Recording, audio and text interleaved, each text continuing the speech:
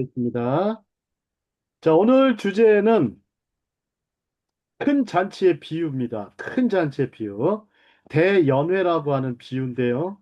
이제 누가복음 14장에서 또 마태복음 병행 구절이 22장, 이게 병행 구절 두 개의 애가 복음서에 등장을 합니다. 자, 이 말씀은 우리가 보면은 전도를 할 때 많이 강조하기도 하지만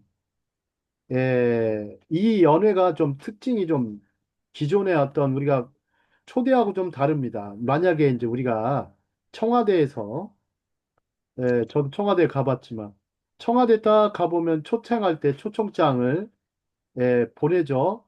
비서실에서 보냅니다. 보내면, 거기 한번 들어가려고 그러면 얼마나 어렵습니까? 뽑히고 뽑힌 사람만 들어가잖아요. 그죠? 보통 이제 자격이 있거나, 뭐가 좀 대단한 위치에 있거나, 사회적으로 높은 지위를 갖거나 명성이 높은 사람들 위주로 많이 초대를 받습니다. 1차적으로는. 근데 이제 보통 초대를 받지 못하는 사람들이 많습니다. 초대를 받지 못하는 사람들, 뭐 보통 이제 서민들이라고 할 수 있겠죠. 또 가난한 사람들, 혹은 병든 자들, 또 소경들도 있을 것이고, 전원자들도 있을 것입니다. 자, 오늘 말씀을 한번 잘 보도록 하겠습니다. 자, 함께 먹는 사람 중에 하나가 이 말을 듣고 이르되 무릇 하나님의 나라에서 떡을 먹는 자는 복되도다 하니 이르시되 어떤 사람이 큰 잔치를 배설하고 많은 사람을 초청하였더니 잔치할 시간에 그 청하였던 자들에게 종을 보내어 가로되 오소서 모든 것이 준비되었나이다 하매 다 일체하게 사양하여 하나는 가로되 나는 밭을 샀음에 불갑을 나가보아야 하겠으니 청컨대 나를 용서하도록 하라 하고 또 하나는 가로되 나는 소 5겨리를 샀음에 시험하러 가니 청컨대 나를 용서하도록 하라 하고 또 하나는 가로되 나는 장가 들었으니 그러므로 가지 못하겠노라 하는지라 종이 돌아와 주인에게 그대로 고하니 이에 집주인이 노하여 그 종들에게 이르되 빨리 시내의 거리와 골목으로 나가서 가난한 자들과 병신들과 소경들과 전원 자들을 데려오라 하니라. 종이 가로되 주인이여 명하신 대로 하였으되 오히려 자리가 있나이다. 주인이 종에게 이르되 길과 산울가로 나가서 사람을 강권하여 데려다가 내 집을 채우라. 내가 너희에게 말하노니 전에 청하였던 그 사람은 하나도 내 잔치를 맛보지 못하여이라 하였다 하시니라. 자, 예수님의 비유 좀 내용이 아주 그 재미있게 구성이 되어 있습니다. 자, 한번 보시겠습니다. 다음 장 보겠습니다.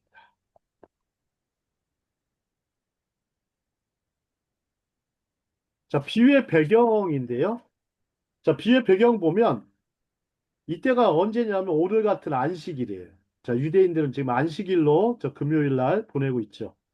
자, 배경은 예수께서 안식일에 바리새인의 지도자 중 한 사람에게 집에 계셨다라는 것입니다. 예수께서는 그 집에 초대받은 손님 중 일부가 앉을 더 명예로운 자리를 찾고 있다는 것을 알아차리셨습니다.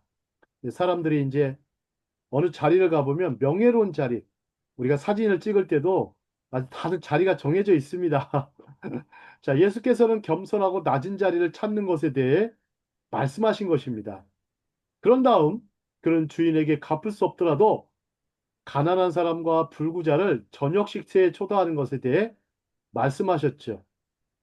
왜냐하면 주인은 부활할 때 갚을 것이기 때문입니다.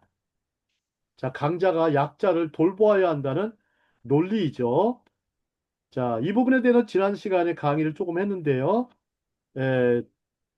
좀 더 앞에서 살펴보도록 하겠습니다. 자, 바리새인들은 명예욕과 더불어서 강자의식을 가진 사람들이었습니다. 자, 한번 볼까요? 자, 바벨론 탈무드에 이런 대목이 나와요. 여러분들 바벨론 탈무드가 뭔지를 잘 모르실 거예요. 예, 아무리 뭐 공부를 해도 할 수도 없고 이거는 정말 랍비들 혹은 랍비 학교나 혹은 유대인 베이트 미드라시라고 해서 유대인들의 예시바 그 학교나 대학교에 가서 수업을 들어야만 되는 과목입니다. 그런데 이 바벨론 탈무드에 이런 얘기가 나와요. 식탁에 학자를 초대하지 않으면 그 집은 신의 축복을, 즉 받을 수 없다라고 얘기합니다. 즉 바리새인들은 누구를 초대했냐면 학자, 박사, 교수, 지식인을 초대하는 경우가 많았죠. 자, 우리 저희 방송가에서도 보면 패널들도 많이 등장을 하죠. 예, 특히 정치나 경제 쪽 보면 혹은 사회 문화 쪽 보면 보통 학자들 혹은 전문가들을 초대를 합니다. 소위 이제 세상에서도 가장 저명하고 잘 나가는 지식인들을 뽑습니다. 자, 그렇다면 랍비 예수님은 그 당시 어느 정도였냐면 여러분들 이 초대라는 게 어마어마합니다. 이 초대받으려면 최소한 성경학자나 성경 선생으로서 초대한 것입니다. 물론 저도 초대를 하죠. 초대를 하지만 예, 뭐 한 100명의 사람들한테 보내보면 뭐 한 명 정도 혹은 두 명 정도 오고 200명 보내면 한 서너 명 오고 300명 보내면 한 7, 8명 오죠. 야, 그런 경우가 많죠. 자, 그런데 제일 중요한 것은요. 예, 이 초대한 사람의 입장을 생각해 보는 게 중요합니다. 초대한 사람을 왜 초대했을까? 또 초대의 목적이 담겨 있어요. 초대의 목적이 담겨 있는데 이 초대할 때 보십시오. 어떤 조건이 붙었냐고요. 어떤 조건이 붙어 있지는 않습니다. 누구나 아무나 올 수 있게 만들어 놓으셨어요. 특히 하나님 나라는요. 누구나 열린 초대의 장소입니다. 열린 장소고 열린 공간입니다. 하지만 이 열린 공간 속으로 발길이나 눈길을 주지 않는다면 결코 이 공간 속으로 들어올 수가 없죠. 우리에게 요구하는 것은 초대의 응답을 제대로 하는 것이고 반드시 이 초대에 대해서 약속을 하고 가야 되는 것이죠. 자, 그 삶에 우리가 보면 예수님을 초대하고도 여전히 그 마음에 초대하지 않은 것은 필경, 교만이고 위선이고 외식일 것입니다. 자, 그러면 이 이야기의 중심을 다시 보겠습니다. 자, 예수님은 잔치하는 곳에서 큰 잔치를 말씀하십니다. 예수님은요, 기본적으로 만찬, 잔치하는 곳에서 큰 말씀을 하고 계세요. 이 누가복음 이야기는 예수께서 참석하신 만찬에서 들려졌어요. 자, 누가복음에 잠깐 보면 예, 예수님께서 방금 수종병, 아마 수종병이니까 무슨 뭐 몸에 예, 아마 손이나 그런 데 종기가 생긴 병에 걸린 것 같아요. 그런 사람을 고치십니다. 그리고 다른 사람을 섬기는 데에서 간단한 교훈을 가르치셨죠. 그리고 나서 예수님께서는 다른 사람을 섬기는 자들은 의인의 부활 때 갚음을 받을 것이라고 말씀하셨습니다. 자, 누가복음 14장 14절에 한번 보실까요? 누가복음 14장 14절 보면 이렇게 써 있습니다. 자, 의인의 부활 때 참 어려운 말씀은 아닌데 구할 때, 자, 내가 갚음을 받겠습니다. 자, 이렇게, 자, 의인의 부활 때 언젠가 우리는 상급을 받게 되죠. 그러면서 예수님과 함께 식탁에 앉았던 어떤 사람들이 얘기를 합니다. 어떤 사람이 뭐라고 하냐면 15절에 하나님 나라의 잔치에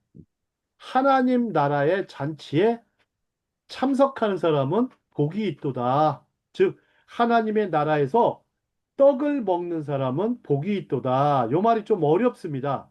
근데 참석을 한다는 말은요, 곧 식사를 한다는 얘기예요.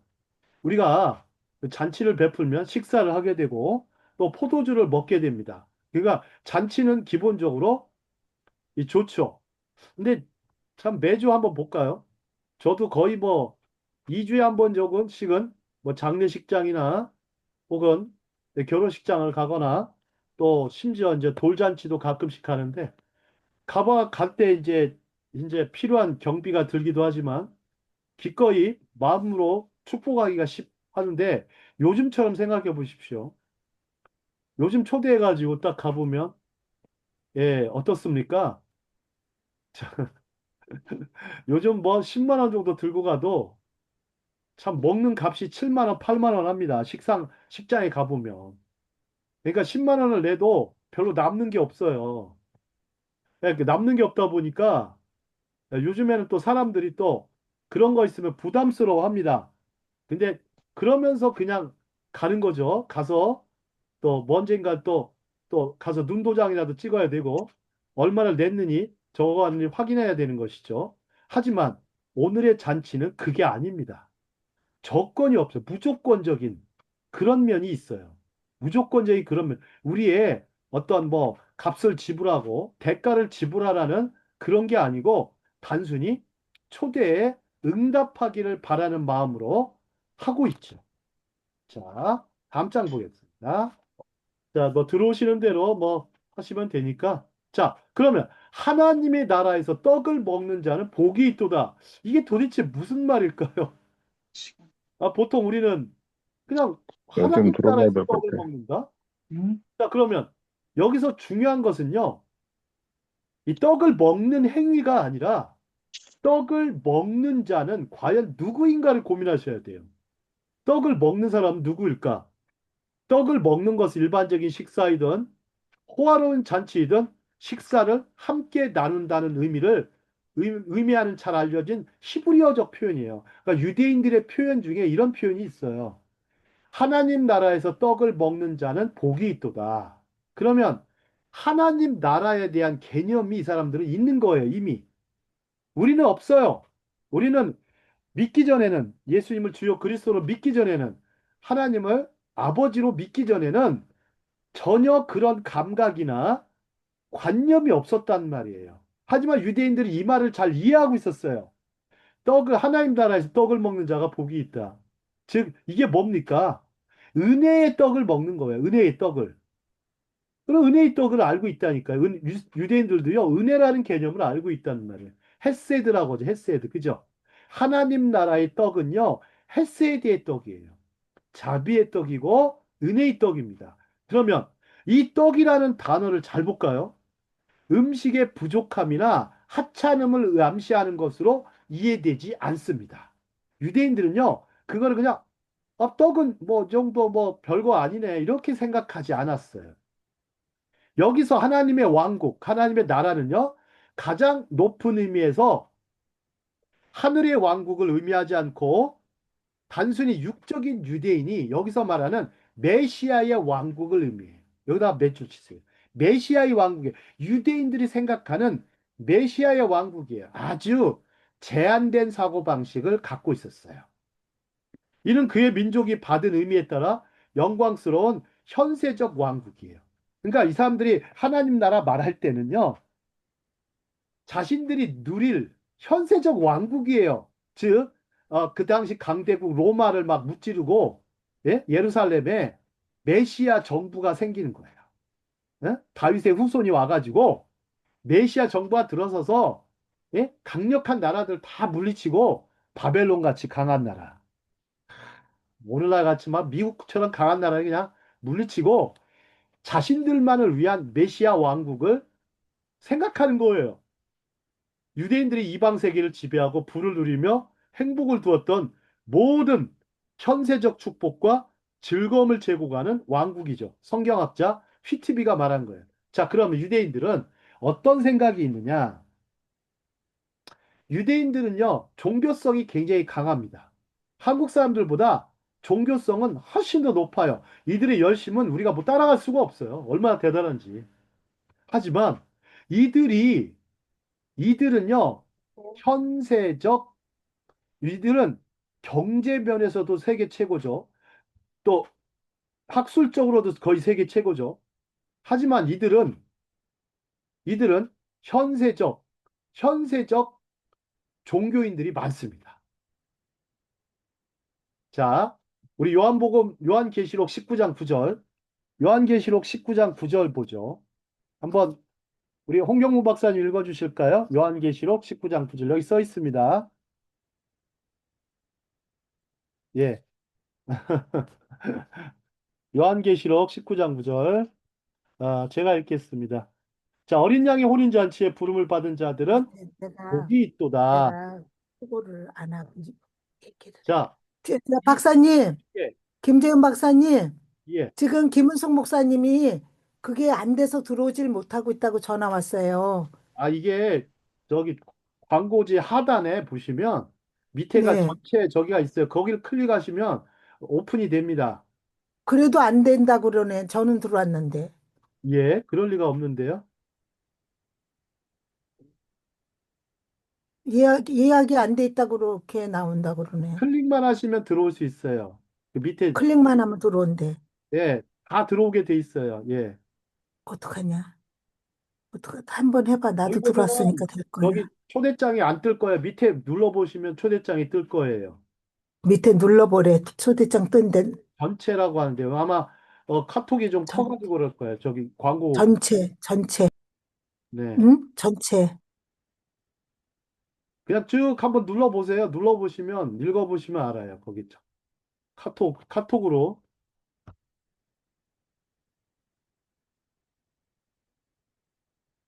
네. 회장님, 그 일단 얘기는 해줘. 줌이요.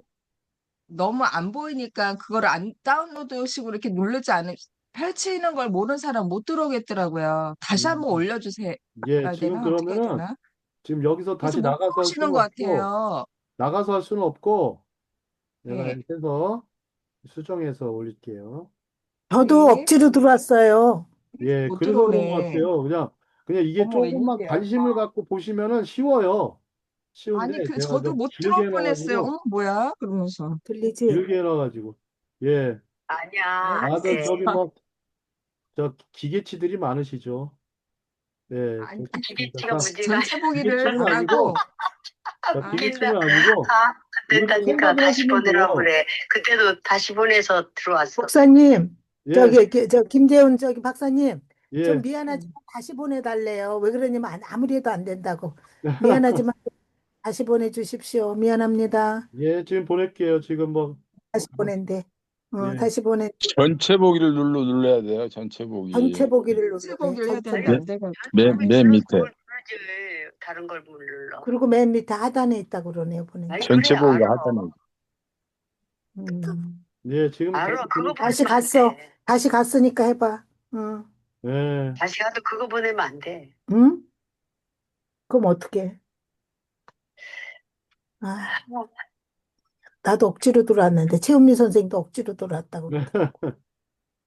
아니, 보통 보이는데 안 보이는 거예요. 그래서 왜 이러지? 근데 거기 써있기를 들어오시라고 했으니까 보니까 좀 긴 그냥 갈 리가 문장이라서 이렇게 없죠. 전체 뒤에 보기를 해서 것까지 끝까지 들어왔거든요. 보셔야 됩니다. 뭐, 금세, 끝까지 보래. 끝까지. 아니, 끝까지 끝까지 보면 봐서 됩니다. 그걸 클릭 못 아, 할까? 그럼 다시 해봐. 지금 다시 네, 다시 갔으니까. 보냈어요. 예. 다시 다시 자, 해봐. 해도 강의 소용없어. 계속하겠습니다. 근데 클릭만 어떡하냐. 하시면 됩니다. 이게 얼마나 아, 쉽습니까? 내버려둬. 예. 자, 요한계시록 19장 9절 어린 양의 혼인잔치가 나와요. 이 양이 혼인한다는 말이 웃기잖아요. 그죠? 여러분 양이 혼인하는 거 봤습니까? 어린 양, 예수님, 이게 상징주의 기법이에요. 상징을 해가지고 이제 어린 양의 혼인잔치, 예수님을 상징하죠. 양은. 자, 그래서 요한복음 1장 29절에 가보면 보라 세상 죄를 지고 가는 하나님의 어린 양이로다라는 표현을 씁니다. 그래서 어린 양, 즉 그 대속을 하기 위한 구속을 하기 위한 어린 양의 혼인잔치, 혼인만친을 부름을 받은 자들은 복이 있도다. 여기서 복이요. 이 히브리어 헬라어로는요. 말모양새 마카리올이에요. 마카리올이. 마카리올이라는 개념이요. 여러분들 뭔지 아세요? 이 복하면 우리가 교회는 늘 날 말하는 게 복이에요. 복을 너무 많이 떠들어요. 제발 좀 많이 줄였으면 좋겠어요. 뭐가 복인지도 먼저 가르쳐 주고, 많은 교인들이 가르쳐 주고, 그거에서, 거기에 대한 개념이나 관념이 있을 때 그때 설교를 하셔야 돼요. 그러지 않고 설교를 하니까 계속 맴돌고 헛도는 거예요. 예. 하나님 나라의 복. 이거 참 얘기하니까 참, 예, 참. 자, 다음 장 보겠습니다. 자, 여기 보시면 여러분들 이렇게 참 초대받은, 예, 예, 이렇게 만찬에 초대받으면 얼마나 좋겠습니까? 그죠? 자, 이제 요걸 보실까요? 저 메시아 축제라는 게 있어요. 오? 여러분들 이게 좀 말이 좀 제가 이제 히브리적으로 혹은 유대적인 어떤 배경을 가지고 지금 이 강의안을 작성을 했고 거기에 맞춰서 우리에게 좀 들을 수 있도록 해놨습니다. 자, 오늘의 비유는 메시아 축제, 하나님 나라의 축제에 대한 것입니다. 유대인들 한번 볼까요? 유대인들 특히 바리새인들이나 서기관들은 이에 대해서 익숙한 사람들이에요. 그죠? 굉장히 익숙한 사람들이에요. 자, 우리 마태복음 2장에 가보시면 이제 여러분들 이제 크리스마스가 다가오고 있습니다. 자, 마태복음 2장에 누가 등장을 합니까? 동방박사들, 즉 페르시아에서 온 마귀가 나옵니다. 마귀라고 그래서 합니다. 박사들이 오는데요. 이 박사들이 오니까 예루살렘에 막 소동을 해요. 소동을 합니다. 예루살렘에. 그러니까 너희 당신들이 왜 왔냐? 그러니까 헤롯 쪽에서 헤롯 왕 이쪽에서 왕가에서 이 얘기를 합니다. 그러니까 뭐라 그래요? 뭐라 그래요? 아, 우리가 이 저기 이 동방에서부터 별을 따라서 어? 이 왕이 나타날 태어날 자리 왕이 나타날 곳을 찾아서 이쪽에 경배하러 예루살렘까지 왔다. 왔다. 그러니까 막 깜짝 놀래죠. 막 소동합니다. 메시아가 온다? 그 1세기경에. 1세기 초, 아예 메시아가 온다 그러니까 깜짝 놀란 거예요. 그러니까 이제, 근데 이제, 그러니까 헤롯이 얘기하죠. 누굴 불러요? 그때 당시 구약학자들, 성경학자 부릅니다. 성경학자를 불러요. 불러가지고, 야, 메시아가 어디서 나느냐? 이렇게 궁금해서 물어봐요. 그러니까, 미가서 5장 2절을 딱 얘기해요. 미가서 5장 2절 뭐라 합니까? 유대 땅 베들레헴아. 너는 유대 땅 베들레헴이라 이렇게 얘기를 해요. 참, 미가 소장이 전에 유대 땅 베들레헴이니 그렇게 얘기를 합니다. 그러니까 그러냐? 그러면서 헤롯이 뭐라고 합니까? 아기가 태어나거든 나한테 알려주시오. 나도 찾아가서 경배하겠소. 이렇게 얘기를 합니다. 헛소리를 하죠. 예? 그 아기를 죽이려고. 내가 왕인데 또 다른 왕이 나와? 그것도 메시아가? 어? 자, 그러니까 열받았겠죠. 그죠? 그러니까 예, 나중에 헤롯이 어떻게 합니까? 두 살, 두 살 아래 아기들을 다 죽입니다. 그런 일이 벌어져요. 자, 그런데 이 메시아에 대한 대망 사상이 1세기경에 어마어마하게 높았죠. 자, 그런데 오늘 말씀은 이 메시아 축제에 대해서 얘기를 하는데 메시아가 오실 때가 큰 축제가 있을 것이라고 이사야가 예언합니다. 이사야 56장 6, 9절에 보면 그 대목이 나옵니다. 이사야 56장 6, 9절 보면 여호와께서 연회를 베푸시리라. 만군의 여호와께서 이 산에서 만민을 위하여 기름진 것과 오래 저장되었던 포도주로 연회를 베푸시리니 곧 골수가 가득한 기름진 것과 오래 저장하였던 맑은 포도주로 하실 것이며 또 이 산에서 여기 어떤 산입니까? 시온산이라고도 할 수 있고 성전산이라고 할 수 있어요. 성전이 있는 산을 성전산이라고도 부르고 원래 크게 보시면 시온산이에요. 시온산. 자이온, 마운틴이에요. 그래서 모든 민족이 그 가리워진 면박과 열방의 그 덮인 휘장을 제하시며 사망을 영원히 멸하실 것이라. 참 세상에 메시아의 큰 잔치 보세요. 사망을 영원히 멸하실 것이라. 이게 어마어마한 대목이에요. 주 여호와께서 모든 얼굴에서 눈물을 씻기시며 그 백성의 수치를 온 천하에서 제하시리라. 참 세상에 눈물을 씻기고 그 백성, 유대 백성의 수치, 그동안 수치를 오랫동안 입었잖아요. 그죠? 온 천하에서 제하신대요. 여호와께서 이같이 말씀하셨느니라. 이 어마어마한 말씀이에요. 메시아의 축제. 자, 여기는 좀 여러분들이 예, 깊이 이해하시려고 하실 필요는 없고요. 여러분 강의를 듣다 보면 무슨 얘기 하신지 알 겁니다. 자, 다음. 어떤 사람이 큰 만찬을 베풀고 많은 사람을 초대했습니다. 자, 바리새인들의 큰 초대와 다른 큰 초대. 자, 그레이트 뱅퀴트라고. 여러분들 파티라는 단어 안 써요. 파티는 굉장히 약한 개념이에요. 뱅퀴트라는 단어 쓴다는 것은 이건 엄청난 연회예요. 몇백 명이 모일 정도의 큰 잔치를 말하는. 자, 이루어졌다. 여기서 어떤 사람은 누구일까? 한번 생각해 보시죠. 자, 예수께서는 큰 잔치를 베푸시고 많은 사람을 초대한 사람에 대한 비유를 말씀하신 거죠. 자, 여기 큰 잔치 베풀려면 누가 해야 되겠어요? 본문에 누가 나옵니까? 임금이에요, 임금. 귀인이 임금 정도 돼야 돼요. 귀인 정도인데 얼마나 큰 부자인지 모르겠는데 임금 정도 돼야 됩니다. 자, 누가가 기술한 이 비유의 초점을 놓치지 마십시오. 보통 이런 경우는 사람들이 기꺼이 참석하고 초대를 받는 것을 매우 기뻐할 만한 경우였습니다. 여러분들 대통령이 초대하면 가실 겁니까? 안 가실 겁니까? 예. 근데 대통령을 별로 당연히 안 좋아해요. 가겠죠. 제가 별로 안 좋아하는 당연, 대통령이에요. 그래도 아니, 가려고 한 당연히 것을. 가겠지. 사람들이. 그래도 가죠. 아니, 내가 싫어하는데도 가죠. 왜? 아니, 나를 어떻게 이렇게.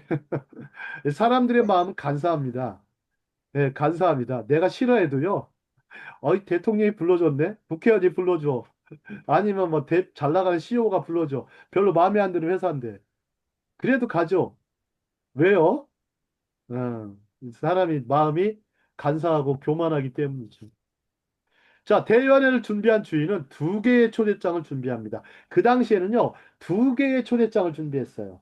우리가 이제 유대 배경을 잘 알면 쉬워요. 첫 번째, 먼저 그 당시에는 첫 번째 먼저 초대장을 미리 보냅니다. 그리고 다음에 예, 그 초대장을 보내고 그 사람이요, 뭐뭘 보내냐면 초대에 응하겠다는 사인을 또 보내요. 그러면 응하겠다고 그러면 거기에 맞춰가지고 종들을 또 보내요. 그래가 두 번째 초대장을 줍니다. 옛날엔 그랬어요. 옛날에는.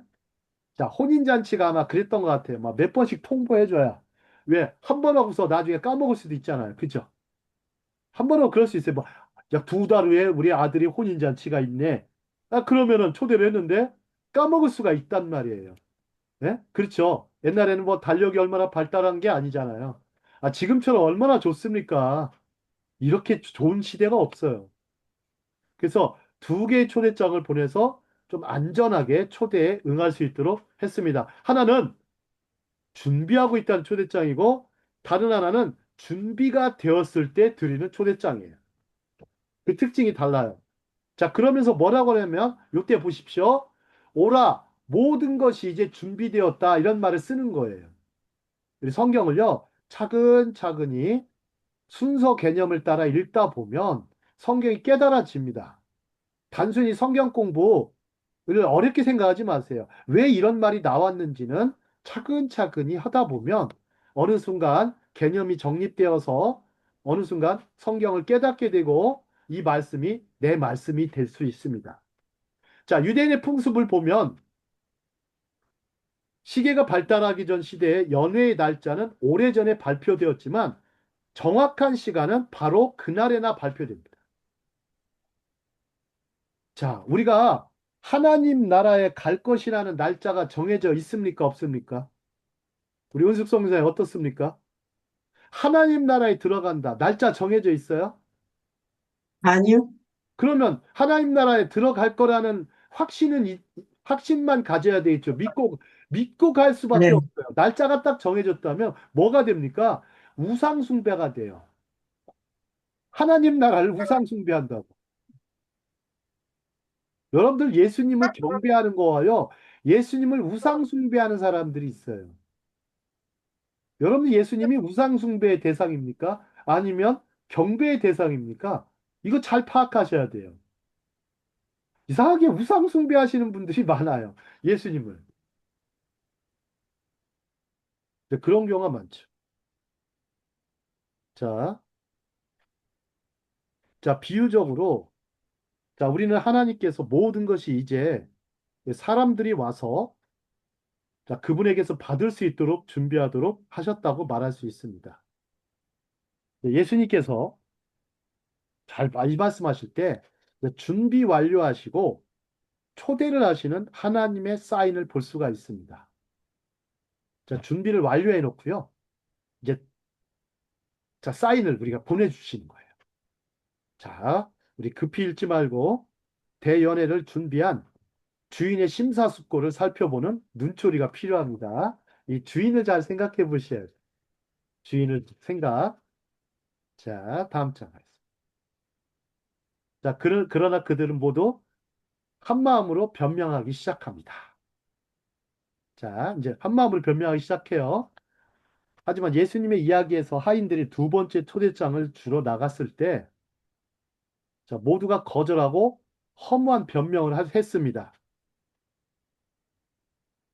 자, 이것은 많은 사람이 초대를 처음 받았을 때 수락했지만, 연회의 실제 시간이 되자 그들은 다른 생각을 했다는 것을 의미합니다.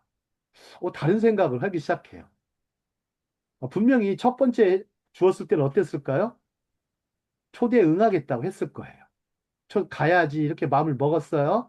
하지만 마침 초대 당일날, 정확한 그날에는 이제 거절하기 시작합니다. 이제 버클리 주석에 그게 나와요. 이거는요, 준비한 사람에 대한 중대한 모독이 되죠. 모욕이 되죠. 여기서 놀라운 대목은요, 모두 한 마음으로 변명했다는 겁니다. 여기다 밑줄 치세요. 한 마음으로 변명했어요. 어떻게 서로 이게 무슨 얘기예요? 서로 짜고 친 것처럼 변명하기 시작했다는. 네?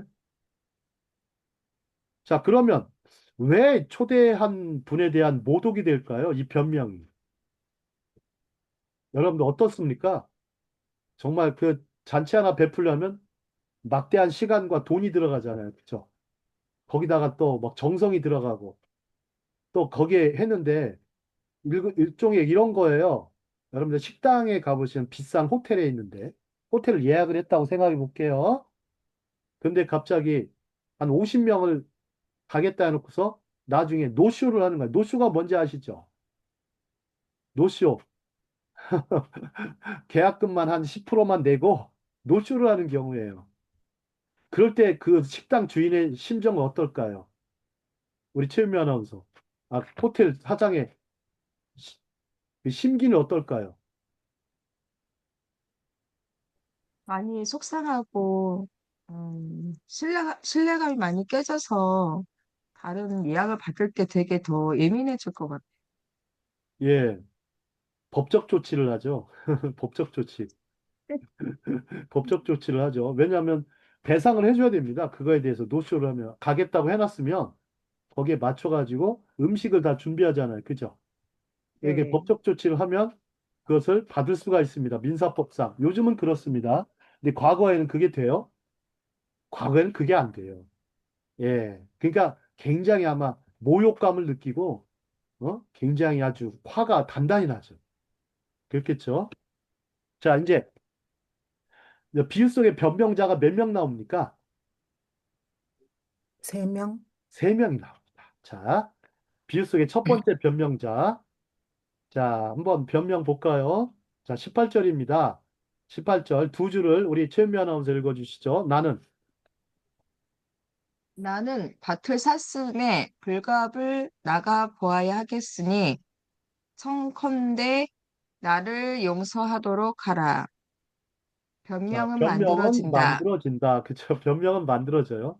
야, 참, 사람들이 변명 만드는 거는요, 참 잘해요. 저도 참 변명을 잘 만듭니다. 아주. 예. 자, 누굴 닮은 거야? 그럼 누굴 닮은 거야? 이거 변명 잘하는 사람 누구예요? 누굴 닮은 겁니까? 성경에 나오죠. 아담과 하와를 닮아서 그랬어요. 이 아담과 하와. 이걸 보면 참 우리의 인생이 왜 우리가 죄인인지를 알 수가 있어요. 왜 우리가 하나님을 거역한 죄인인지를 알 수가 있어요. 자, 변명은 이 편의를 위해 만들어지고 이 절박함 속에서 집착해요. 근데 변명 언제 만드냐? 변명이 끝날 때까지 희망은 시작되지 않아요. 자, 스펄전 목사님 뭐라 했냐면 변명은 저주이며 변명이 더 이상 없을 때 당신에게 희망이 있을 것이다. 한번 생각해 보시죠. 자, 이 사람은 밭을 샀어요. 밭을 사는데 밭 구경을 하러 나가는 것입니다.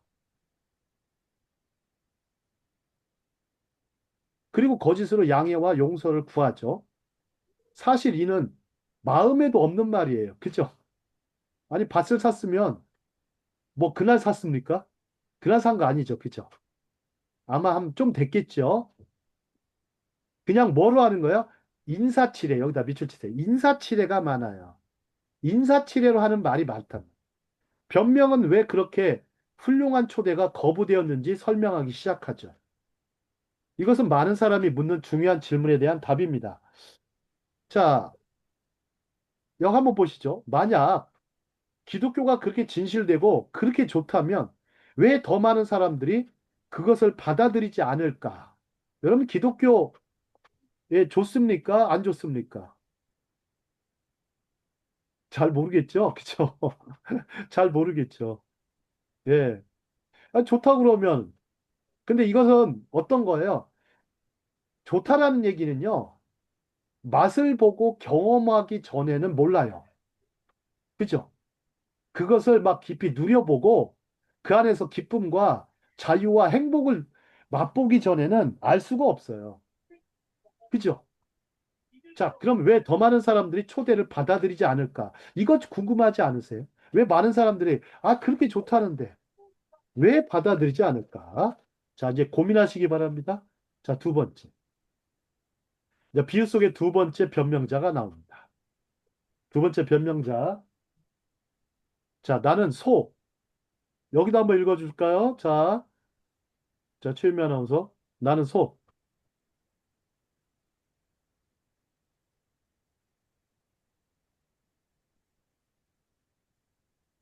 음소거 하고요. 네.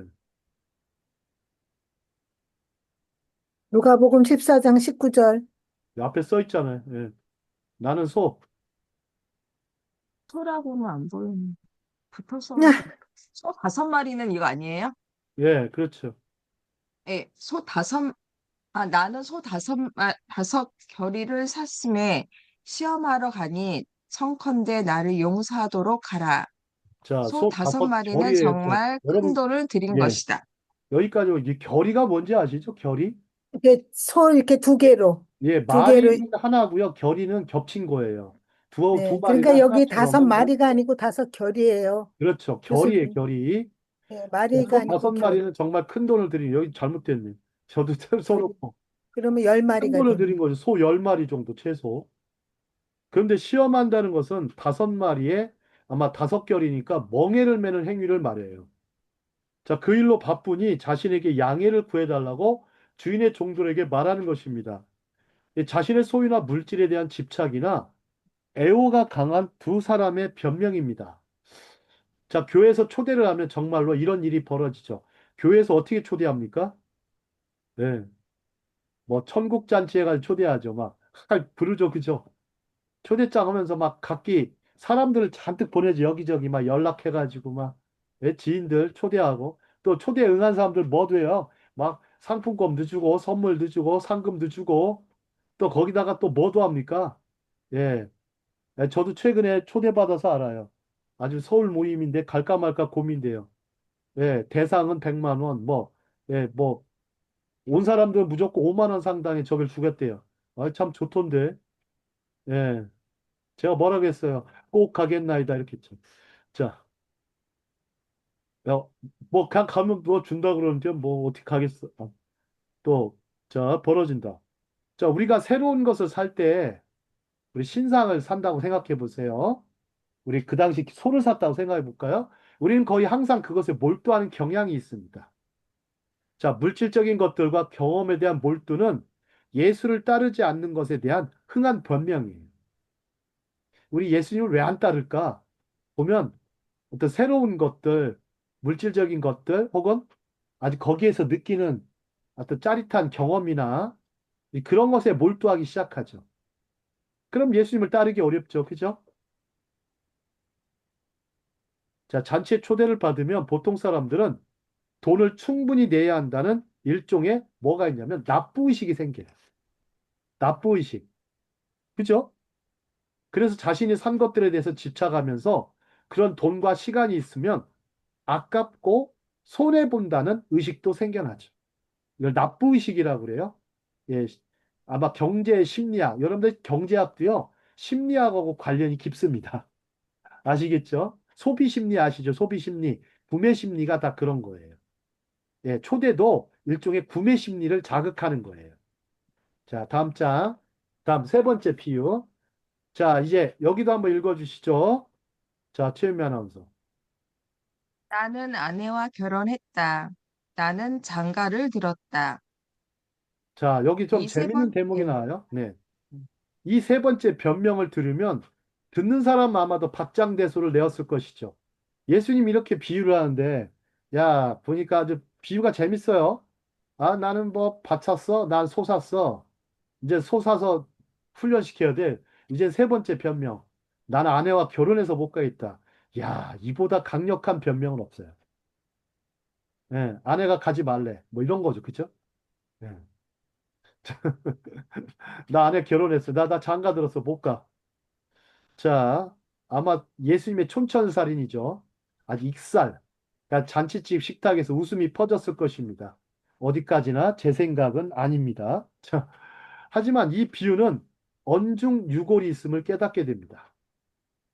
세 번째 변명은 가족을 모든 것보다 우선시하는 남자와 관련이 있습니다. 자, 우리가 가족에게 보여줄 수 있는 가장 좋은 것은 그들이 우리 삶에서 첫 번째가 아니라 예수 그리스도가 첫 번째라는 것입니다. 자, 이 변명하는 자들은 스스로를 비난한 것입니다. 그들의 변명은 그들이 오고 싶어 하지 않는다는 사실을 가리는 얕은 베일에 불과합니다. 이 베일을 치는 거야. 연막을 쳤다. 연막. 자, 한번 여기 보죠. 변명의 뒷면에는 욕망의 부족이 있습니다. 모건이라는 성경학자 그래요. 아, 욕망의 부족이 있더라는 거예요. 누군가가 이 잔치에 참여하고 싶어 하지 않는 합리적인 이유는 없어요. 이유는 없어요. 그들은 그저 하고 싶어 하지 않았을 뿐입니다. 그냥 하기 싫은 거예요. 예. 하기 싫은 거. 자, 그러면 한번 보죠. 나는 올 수 없다. 나는 올 수 없다. 이 부분 우리 또 최윤미 아나운서 한번 읽어주시죠. 스펄전까지. 네. 나는 올 수 없다. 고 말하면서 그 장가든 남자는 마치 그 문제를 기각하려고 의도한 것과 같았다. 그는 마음을 정한 것으로 이해되기를 바랐고 더 이상 논쟁에 열려 있지 않았다. 그는 협상하지도 않았고 말하지도 않았다. 그는 그저 즉흥적으로 더 이상 설득하고 싶지 않다. 나는 올 수 없다. 그러면 끝난다고 말했다. 자, 나는 올 수 없다. 이제 더 이상 이제 나는 올 수 없다. 근데 이제 반대로 한번 생각해 볼까요? 반대로. 자, 반대로 보시면 초대에 응하지 않는 것이 죄입니까? 여러분들? 여러분들 좀 이해하기 잘 하셔야 돼요. 초대에 응하지 않은 게 죄입니까? 죄는 그렇지는 아니라고 생각하세요? 아니면 죄 아니, 되나요? 아니요. 초대에 응하지 않는 것은 죄이지는 않지만, 네. 초대에 가겠다고 약속을 하고 가지 않는 거는 죄죠. 그건 잘 모르겠어요. 예, 초대. 자, 그 부분, 왜냐하면 중간 부분은 없어요, 이미. 없어요. 자, 우리의 상상에 맡겨야 되는 것이죠. 자, 근데 본문의 기초에서 보면 세 사람의 변명은 정말로 허술하기 짝이 없었습니다. 변명은 정말 옳지 않죠. 여러분 보세요. 때로는 겉에 드러나는 거짓말보다 더 나쁜 게 변명이에요. 네? 자, 제가 어느 날이더라 유학을 가기 전인데 유학생 선교사를 가기 전인데 예, 저를 이제 선교 훈련하는 어느 목사님이 있었어요. 근데 그분이 자기 제자를 이스라엘에 먼저 꽂으려고 지부장으로서 먼저 꽂으려고 예루살렘에 그런 노력을 하셨던 분이에요. 근데 그 목사님이 좀 그게 좀 강하신 분이에요. 승부욕이. 그러니까 선교단체는 그게 좀 있어요. 그래가지고 자기 제자를 거기에 먼저 선교 지부장으로 꼭 꽂아놓으려고 했는데 이제 제가 가게 되니까 굉장히 기분이 상했나 봐요. 아주 상하셨던 것 같아요. 영적 승부욕도 아니고. 인간적인 아주 그런 면이 있었어요. 그분이 좀 무서우셨거든요. 근데 그분이, 예, 딱 얘기를 하는데 저한테 이제 뭐 무슨 얘기를 하니까 질문에 답변을 아주 잘했습니다. 그러니까 갑자기 뭐라고 하냐면 저한테 변명하지 마. 딱 이렇게 하신 거예요. 그래서 제가 목사님한테 제가 무엇을 변명했습니까? 그러니까 무엇을 저는 또 얘기할 건 얘기하는 스타일이어서 저는 무엇을 변명했습니까? 그랬더니 이래 이래 해서 쭉 얘기를 하는 거예요. 뭐 자세한 얘기는 안 할게요. 굉장히 기분 나쁘게 얘기를 하세요. 예? 무슨 얘기 하시는지 아세요? 네가 무슨 뭐 자격과 실력이 있느냐 이런 얘기를 하시는 거예요. 그래서 제가 뭐라고 하겠어요. 그래서 뭐 큰 목사님이 말씀하시니까 뭐 예, 저는 또 이게 또 지는 걸 싫어합니다. 나이 드신 만난 사람 만나도 제가 져주는 거는 해줄 수는 있지만 정당한 거는 지는 걸 싫어해요. 그래서 딱 얘기를 합니다. 물론 저는 자격도 없고 실력도 없습니다. 그러나 은혜로 가는 것입니다. 은혜로 가는 것입니다. 이것도 변명입니까? 했더니 이제 목사님이 말씀을 못하세요. 뭐라고 하시는지 아세요? 말은 잘하는구만. 네. 끝. 어. 그래서 이스라엘로 오게 됐죠. 그 당시 참 예루살렘이 가지는 그 상징성은 어마어마하죠. 거기 가서 예? 미셔너리로 유학생으로 섬긴다는 게 얼마나 영광스럽습니까? 그죠? 자, 그래도 좀 변명은 옳지 않은 것 같습니다. 자, 다음. 그러면 우리가 당시 중동사회로 한번 가보도록 하겠습니다. 중동사회에서 어떻게 됐을까? 왜 밭이 나오고 왜 소가 나오고 왜 장가 얘기가 나올까? 그게 궁금하시지 않으세요? 자, 중동에서는요, 아무도 밭을 철저히 조사하지 않고는 사지 않았어요. 그래서 밭을 살펴봐요. 그래서 샘이 있느냐, 우물, 돌담, 나무, 길, 예상되는 강우량까지 생각해요. 모든 매수에 대한 논의가 시작되기 훨씬 전부터 잘 알려져 있어요. 뭔지 아시겠죠? 왜 밭을 보러 가지? 그 이유를 여러분들 이해가 잘 안 가시는 분들을 위해서 제가 이렇게 얘기해 놨어요. 중동사회는 이렇다라는 거예요. 여러분, 밭 그냥 삽니까? 부동산 그냥 매매합니까? 예? 시세 가치가 있어야 매매하잖아요. 그죠? 또 이렇게 작물들을 심어서 또 굉장히 환금 작물이라고 하죠. 즉 현금화 시킬 수 있는 그런 여지가 많아야 밭을 사잖아요. 그죠? 현금 작물이라고 그래요. 옛날 현금 작물. 그렇죠? 자, 그다음에 소 한 마리는 중동에서 두 가지 방법으로 판매돼요. 왜 그런가 한번 볼까요? 시장과 가면은 근처에 밭으로 데려가서 밭을 갈아엎습니다. 소들이.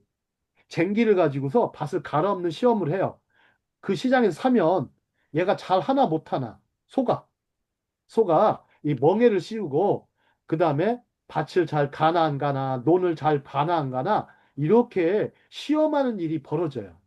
그래서 구매를 원하는 사람은 소를 직접 몰고 가서 동물들이 팀을 이제 결이라고 그래, 결의로 잘 작동하는지 철저히 검사할 수가 있었어요.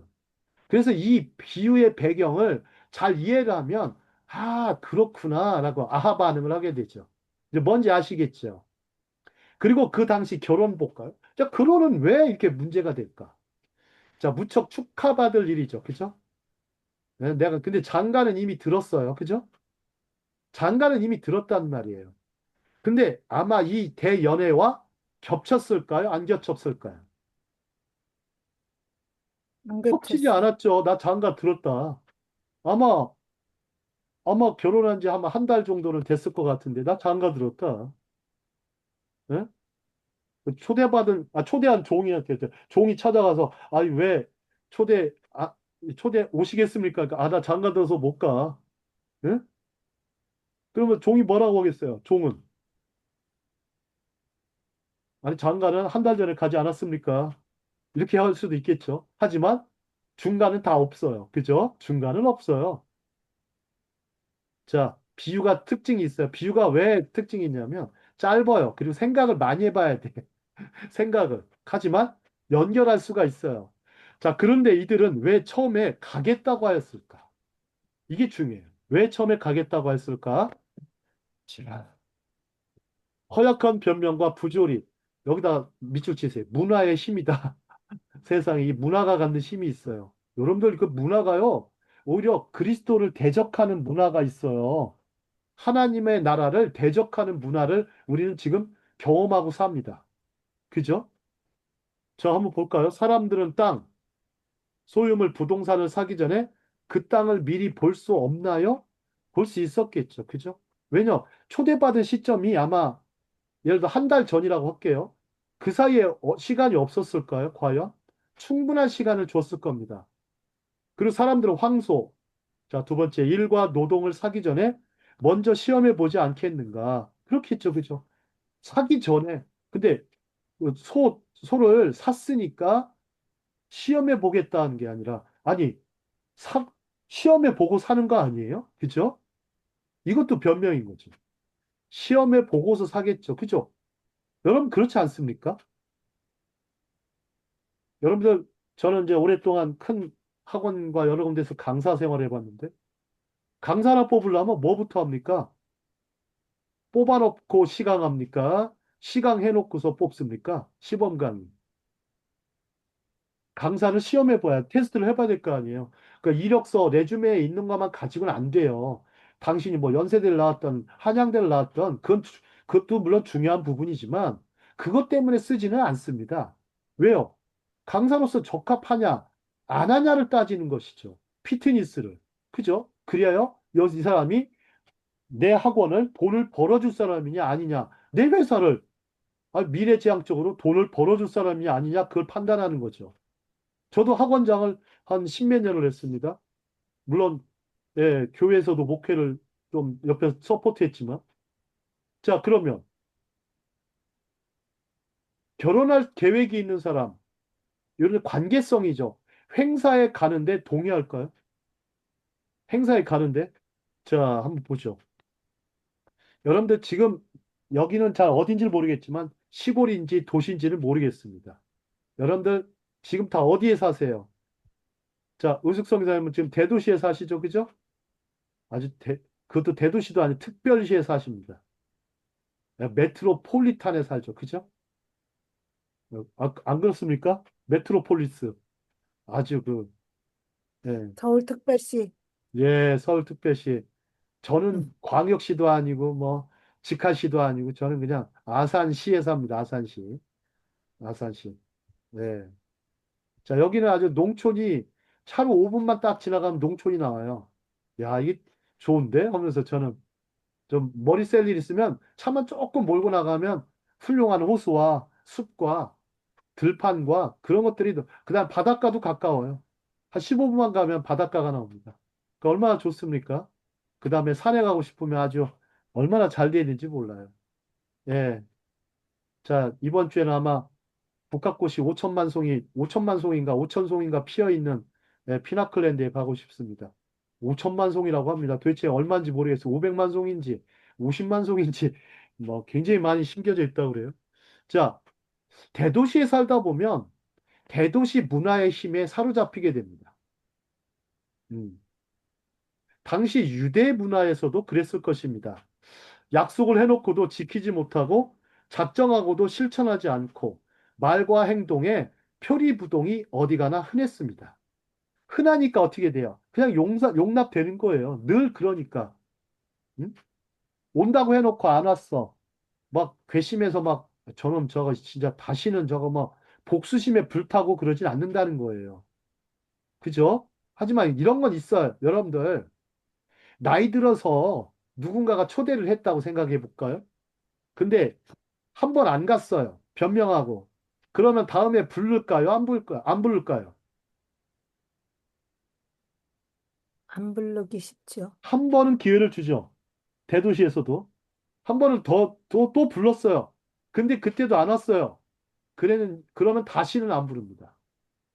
한 번 정도는 기회를 주더라. 아, 한 번 더 있네요. 3세판. 3세판이니까 3번까지는 할 것 같아요. 그다음부터 안 오면 영원히 안 부릅니다. 그러니까 누가 불러줄 때요. 되도록이면 가세요. 예. 거기가 뭐 나쁜 장소도 아니고 다들 좋은 장소들이 많습니다. 예를 들어 뭐 어디 역사 기행을 간다. 근데 날짜가 다 잘 됐어요. 그러면 좀 가고 싶다 이렇게 해놨으면 가세요, 기꺼이. 근데 갑자기 뭐 급한 일이 생겼다 그래도 그러면 그건 변명의 여지가 없는 거예요. 갑자기 급한 일은 뭡니까? 자, 세 가지가 있어요. 일단은 누가 갑자기 돌아가셨어요. 남편이 죽든 부인이 죽으면 그땐 못 가요. 저 두 번째, 부모님 중에 한 분이 돌아가시면 그땐 못 가요. 세 번째, 형제가 하나 죽으면 그때 못 가요. 그거 빼고는 다 변명이에요. 솔직히. 자, 자, 그러면, 병원에 입원해도 못 가요. 네, 그렇네요. 네, 갑자기, 수술하고 입원해 있어도 네, 못 가요. 갑자기 1년, 가기 1시간 전에 병원에 입원했다고. 그거는 뭐 그럴 수 있죠. 응급실. 1년 동안 아무 데도 못 갔어요. 예, 참. 그거는요, 오히려 못 가는 다른 사람들이 찾아옵니다. 그건 참 감사한 거예요. 찾아오죠, 이제. 근데 병문안. 요즘은 코로나 이후로 찾아오지도 못해요. 네, 아유, 주여, 진짜. 자, 그럼 우리의 문화는 볼까요? 가진 문화는 품격이 높고 우수한가? 여러분 보세요. 서울 대도시 문화, 품격이 높고 우수합니까? 점점 안 그래져. 그 점점 하락하고 있어요. 예. 서울 하면 아주 굉장히 우리의 서울이죠.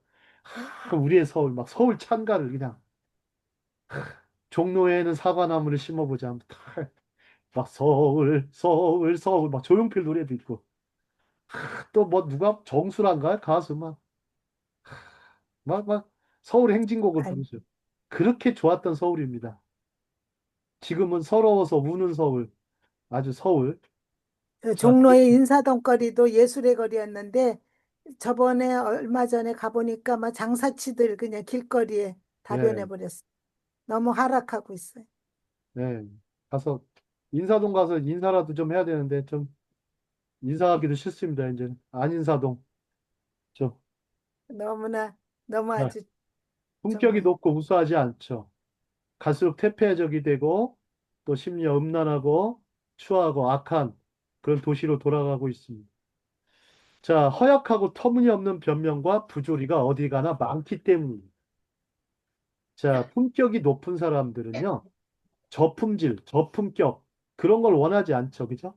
굉장히 아주 저급한 사람들이 많아졌다는 얘기예요. 저급하다. 근데 특징이 또 하나가 있어요. 이 품격이 높은 도시를 가보면 독서하는 사람이 참 많습니다. 특히 가을철만 되면 독서하는 사람이 많아지는데 그렇지 않죠. 또 문화 공간, 이렇게 좀 그런 공간에 가는 사람이 많아져야 되는데 안 그렇다는 거예요. 예? 안 그렇다는 거예요. 예. 자, 그런 게 품격이 높은 도시죠. 그 다음에 이제 교회 예배 아주 경건하게 드리는 곳도 품격이 높은 도시입니다. 자, 우리도 변명한다. 그럼 우리는 뭐냐? 자, 그들 대답은 단지 변명일 뿐이죠. 우리에게는 어리석게 보일 수 있어요. 그러나 조지 아서 버트릭이라는 학자는 이렇게 묻습니다. 이러한 변명이 우리의 변명보다 더 어리석은 것일까? 자, 뭐라고 하는지 아세요? 나는 어렸을 때 종교에 너무 빠져서 일요일이 되면 너무 피곤해. 교회 우선자가 많아서. 여러분도 교회 안 가는 이유 뭔지 아세요? 나 어렸을 때 많이 다녔어. 이렇게 말하는 사람 참 많아요. 나 주일학교 다녔는데. 그래서 어쩌라고. 자, 무조건 그러세요. 어쩔 한마디 하세요. 어쩔. 거꾸로 하면 쩔어. 막 이렇게 하시면서. 그 어쩌라고. 일요일이 되면 너무 피곤해. 일주일 동안 시달려서. 이런 생각 갖는 사람 많죠. 또, 교회 우선자가 너무 많아서. 또 뭔지 아세요? 교회는 이렇게 헌금을 내야 돼. 그게 싫다 그러고. 또 뭐야? 교회 가면 일 시켜. 이런 분도 있어요. 누가 시켜준대요? 뭐 누가 시켜준대요? 그렇지 않아요.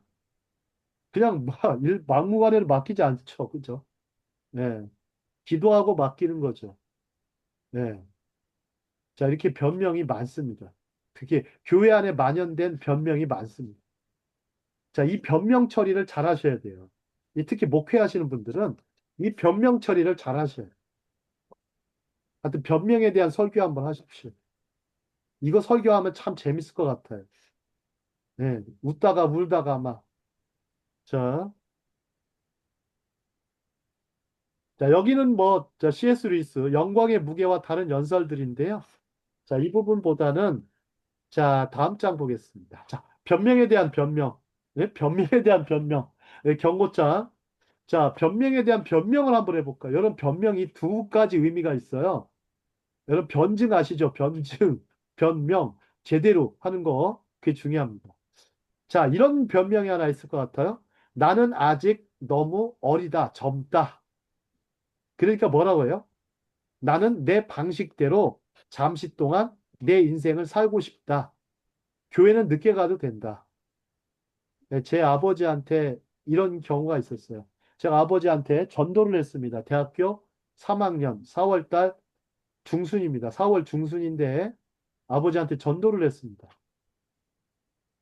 아버지, 이번에는 꼭 그 교회를 출석하십시오.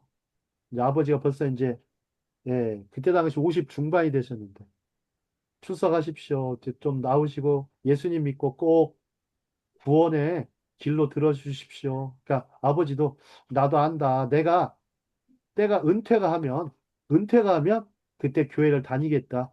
외로워서라도 다니겠다. 엄마 손잡고 교회를 다니겠다. 왜냐하면 아들 말을 참 잘 들으셨어요.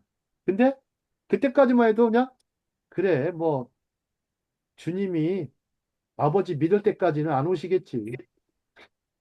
믿을 때까지 안 오시겠지. 그 생각을 했어요. 근데 일주일 후에 아버지가 사고로 돌아가신 그 순간을 저는 너무나 충격적이었어요. 사고로 돌아가시니까 그 대학교 3학년 시절에 그냥 그 순간에 그리고 아버지 돌아가신 일주일에 이제 여동생의 꿈에 나타나신 거예요. 여동생의 꿈에 여동생의 꿈에 뭐라 그랬냐면 눈에 피눈물을 흘리면서 왜 너 나한테 전도 안 했니? 여동생이 그야 여동생의 전도를 여- 저는 전도하다 말고 끝났고 여동생이 좀 아주 신앙심이 좋았어요. 간절하게 여동생이 너 왜 나한테 전도 안 했냐 하면서 피 흘리면서 그게 그 여동생한테는 천추의 한이 된 거예요. 구원도 전도도 지금 구원도 지금 이루어져야 된다. 미룰 수 없다라는 Here and now. 예 미룰 수 없다라는 거예요. 네? 자, 두 번째 변명 보죠. 나는 이제 너무 늙었다. 내가 예수님에 대해 틀렸다는 것을 이제 인정할 수 없다. 너무 늙었고 지은 죄가 많아서 이런 얘기 하시는 분들이 있어요. 그러니까 아무리 죄가 많아도 용서해 주실 수 있죠. 자, 세 번째. 나는 내 삶에서 어떤 즐거움을 포기해야 할 것 같다. 아, 이 즐거움들 있죠. 술, 담배, 낚시, 오락, 도박, 수다, 또 심지어 뭐, 여자친구, 남자친구 사귀는 분들도 있죠. 능력하게. 그런 것도 뭐 나쁘다고는 할 수 없겠지만, 여러분, 그건 죄는 아닌데요. 잘 보십시오. 변명거리들이 많이 늘어나. 변명거리들이. 자, 네 번째. 저는 구원받을 필요가 없습니다. 저는 제가 아는 교회 회원들보다 낫거든요. 도덕성이 높은 사람들이 있어요. 아주 저는 선량하고 양심적이고 봉사도 잘하기 때문에 이런 사람들. 이런 사람을 뭐라고 써놔요? 메모해 놓으세요. 고상한 죄인들. 고상한 죄인들. 특히 누구요? 니고데모. 니고데모 같은 사람. 자, 근데 예수님은요, 재밌어요. 니고데모 같은 사람한테 너는 반드시 거듭나야 하리라고. 고상한 죄인들이 더, 더 구원에 더 빨리 앞장서서 받아야 된다. 너 거듭나야 된다. 물과 성령으로 거듭나지 않냐면 하나님 나라에 갈 수가 없다. 올 수가 없다. 딱 얘기하시는 거예요. 그래서 요한복음 3장 16절이 나온 거예요. 니고데모의 질문이 엄청난 질문이에요. 요한복음 요삼일육이 그래서 나온 거예요. 아시겠죠? 지성인들 변명이 많습니다. 지성인들 변명. 그래서 그렇게 얘기하죠. 그래서 목회자들은 뭐, 예? 여러분들 현대 교회들 보세요. 현대 교회에 50%가 다 대학 나온 사람. 정말입니다. 절반이 요즘은요, 50%가 다 대학 나온 사람. 물론 애들하고 저기 나이 드신 분들 빼고 너무 나이 드신 분. 그렇죠, 그죠? 20대, 30대, 40대, 50대, 심지어 60대까지도 대학 나온 분들이 많습니다. 그렇기 때문에 이 변명에 대한 처리를 잘 하셔야 돼요. 그래가지고 목회자들은 막 내가 신학 박사가 되면 사람들이 날 따를 거야, 내 말 들을 거야? 그것도 변명이에요. 말이 안 되는 거예요. 뭐 간단하잖아요. 뭐 구원의 진리가 그렇게 복잡합니까? 뭐 박사학위 있을 만큼 복잡한 거 아니잖아요. 그거 있으면 나를 따르겠지? 그렇지 않죠. 그죠? 명예박사가 되고 그런 거 좋죠. 왜? 그렇지만 뭐 그게 무슨 어린아이도 삼척동자도 전할 수 있는 게 구원의 메시지입니다. 그죠? 이 변명에 대한 경고 교회에서 꼭 나누셨으면 좋겠어요. 자, 그러면 비즈니스와 비즈니스 볼까요? 자, 오늘은 좀 늦게 시작한 면이 있지만 그래도 빨리 끝내도록 하겠습니다. 자, 9시 15분 정도까지만 하겠습니다. 자, 본문에서 두 명의 비즈니스 하는 사업가들이 나옵니다. 하나는 부동산 업자예요. 자, 밑줄 치세요. 이제 밭을 샀어요. 현대적으로 제가 구성해 놨습니다. 다른 하나는 축산업자예요. 세상에. 그런데 이들의 자신의 사업을 바쁘다. 즉, 여기 보세요. 영어를 뭐로 썼어요? 비즈니스. Y를 I로 바꿔야 되는데 비즈니스로 이유로 자신보다 더 위대하고 큰 분의 초대를 거절하죠. 비즈니스예요. 단어가 틀리죠. BUSI가 아니고 BUSY. 나 바빠. 자, 세속의 일을 다룰 때 믿는 그리스도인들이 이를 다루는 것은 정말로 어려운 기술입니다. 그죠? 정말 어려운 기술이에요. 자, 여러분들 인간관계력 중요하다 생각하시죠? 근데 여러분 사회생활이라고 그러죠. 인간관계에서 말하는 것은 대부분 사회생활입니다. 이 사회생활을 얘기할 때는 뭐와 관련이 많냐면 대체적으로 경제와 관련된 비즈니스와 관련된 일들이 많아요. 왜? 돈이 거래되는 것이 많기 때문에 그렇습니다. 예. 자, 세속의 일을 다룰 때 믿는 그리스도인데 이를 다루는 것은 정말로 어려운 기술이에요. 쉽지 않아요. 때로는 딜레마와 갈등에 시달릴 때가 많습니다. 여러분들 비즈니스 하는 사람들 갈등이 얼마나 많은지 아세요? 예. 자, 그럴 때 우리는 멋지게 쿨하게 믿음으로 그분의 뜻을 앞세울 수 있는 용기와 헌신이 필요하다. 쿨한 그리스도인이 된다. 쿨하게 믿음으로. 그래서 지나치게 장사하지 말고 안식일을 준수하는 훈련이 필요하다. 그래서 그 이스라엘의 최고 위대한 랍비인 랍비 힐렐이 이런 얘기를 해요. 첫 번째 딱 얘기를 해요. 젊은 청년들한테 1번이 뭔지 아세요? 지나치게 장사하지 말라 했어요. 랍비들은 참 똑똑해요. 통찰력이. 목사님들 아무것도 아니에요. 랍비에 비하면. 네. 랍비에 비하면 아무것도 아닙니다. 인간적으로도 지적으로도 아무것도 아니에요. 제가 자주 랍비들을 인용하는 이유가 좀 깨달으면 랍비들이 더 많이 주거든요. 자, 지나치게 장사하지 말아가 1번. 왜요? 지나치게 장사에 힘쓰면 다른 주님의 말씀이 들어올 겨를이 없죠. 그죠? 주님의 행사에, 주님의 잔치에 들어올 겨를이 없어요. 마음에. 자, 밑에 부분 세 줄 우리 최은미 아나운서 또 읽어주실까요? 세속적인 일들이. 세속적인 일들이 우리를 영적인 추구에서 벗어나지 않도록 관리하는 것은 어려운 일입니다. 이것이 우리가 가장 신경 써야 할 일입니다. 네, 매튜 그러네요. 해리. 매튜 헬리는 뭐 세계 최고의 주석가 중에 하나죠. 이제 매튜 헬리 주석으로 저도 굉장히 공부를 오래 했습니다. 자, 세속적인 일들이 우리를 영적인 추구에서 벗어나지 않도록 관리하는 건 어려운 일이죠. 이 평신도가 한국교회 96%입니다. 66%에서 7% 정도 돼요. 나머지 이제 3, 4%가 목회자들 그룹인데요. 자, 97, 8%의 분들이 자, 이 부분에 따라서 굉장히 많이 딜레마와 갈등이 있습니다. 물론 아무것도 갈등 안 하는 사람도 있죠. 자, 이것이 우리가 가장 신경 써야 될 부분이라는 거. 자, 영적인 추구에서 벗어나는 거 참 무서운 일이에요. 자, 이게 왜 그런가 하면요. 요게 있어요.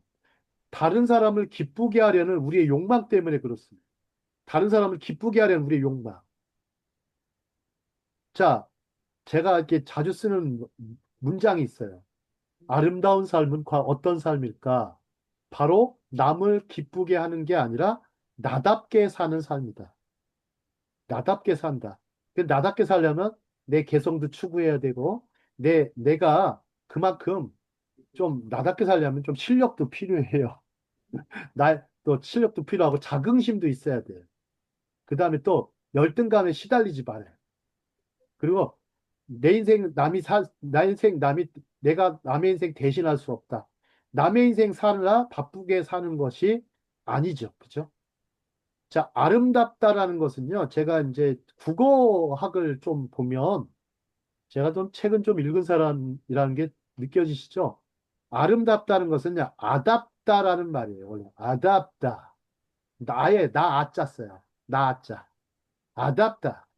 라는 말이 있고, 아름드리에서 나온 말이에요. 이는 크고 웅장한 나무, 아름드리 나무라고, 그죠? 크고 웅장한 나무. 즉, 거목이에요, 거목. 거목이니까 어떻게 돼요? 흔들리지 않죠. 누가 뭐라고 하든, 누가 지랄을 하든, 옆에서 그냥 떠들든, 욕설하든, 무너지지 않는 거예요. 예? 나는 네 말을 그냥 귓등으로도 안 듣는다. 이래야 돼요. 정말로 필요해요. 들을 만해야 듣죠. 그런데 그걸 다 듣고 있어. 그러니까 상처받죠. 예? 자, 다른 사람을 기쁘게 하려는 우리의 욕망이 종종 종교나 영적 수행과 경건의 연습을 소홀히 하게 만드는 경우가 있죠. 우리는 동시에 사람을 기쁘게 하는 사람이자 하나님을 기쁘게 하는 사람이 될 수가 없습니다. 두 주인을 섬길 수가 없어요. 그죠? 자, 다른 사람을 기쁘게도 하고, 하나님도 기쁘게도 하고, 뭐, 가능하면 한번 해보세요. 예. 저는 해보려고 했었는데 좀 어렵더라고요. 참 두 가지 다 해보려고. 기를 쓰고 해봤는데 참 어려워요. 다만, 이제 우리 부모님은 좀 기쁘시게 해드려야 돼요. 좀 그건 있어요. 부모님을 좀 기쁘시게. 부모님을 슬프시게 할 수는 없잖아요. 예. 왜요? 그게 주님의 말씀이에요. 내 부모를 공경하라. 그죠? 부모님 좀 기쁘시게 해라. 네, 이런 것들 있죠. 이것이 또 뭐와 관련이 있어요? 종교나 영적 수행과 경건의 연습과 관련이 깊기 때문이죠. 왜? 부모님을 공경할 줄 아는 사람이 하나님도 공경할 수 있기 때문이죠. 자, 나의 나됨이 그래서 하나님의 은혜라고 고백한 바울의 말씀을 깊이 수용하자. 나의 나된 것은 하나님의 은혜다. 자, 랍비 힐레리 말줄 보죠. 자, 랍비 힐레리 자주 쓰는 말. 자, 지금 아니면 언제? If not now, when? 뭐죠? 내가 아니면 if not me, who? 이렇게 돼 있어요. 지금 아니면 언제? 내가 아니면 누가? 이게 유엔 연설에서 누가 해가지고 유명해졌죠. 자, 죽기 전에 다른 사람이 아니라 이렇게 단서 달아놨어요. 죽기 전에 다른 사람이 아니라. 자, 중간 거 우리 또 오늘은 최은미 아나운서 말을 많이 시키네요. 자, 중간 거 읽어주시죠. 내가 나 자신을 위해서가 아니라면 누가 나를 위해서인가? 내가 나 자신을 위해서라면 나는 무엇인가? 지금이 아니라면 언제인가? 자, 피르케 아보트라고 해서 조상들의 어록이라 그래요. 1장 4절이 14절인데요. 여러분들 보세요. 이 힐렐이라는 사람이 되게 이기적인 사람일까요? 랍비가? 위대한 랍비가 그런 말을 했을까요? 아니죠. 그죠? 네? 이게 무슨 얘기냐? 뒤에 걸 보시면 나를 잘 아는 사람은 나밖에 없다라는 거예요. 그죠? 나밖에 없기 때문에 없고 나를 잘 가르칠 수 있는 사람도 나밖에 없다. 그리고 나를 행복하게 해줄 사람도 나밖에 없다라고 얘기를 해요. 힐렐은 아주 냉철하게 얘기합니다. 틀립니까? 그러니까 랍비들은요, 제일 싫어하는 게 변명이에요. 랍비들은요, 변명하는 걸 되게 싫어해요. 직선적으로, 직관적으로 얘기를 해요.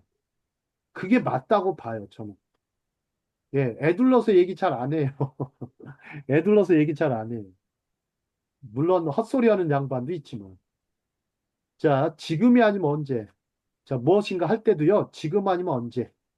또 내가 아니면 누가 하겠느냐는 각오로. 이건 뭡니까? 주인 정신과 관련돼요. 자, 오늘 비유와 견주어서 창세기 49장과 신명기 33장을 다시 한번 읽어보십시오. 숙제입니다. 숙제. 자, 한번 보시죠. 자, 우리가 저 심판 24절 읽기. 심판 24절.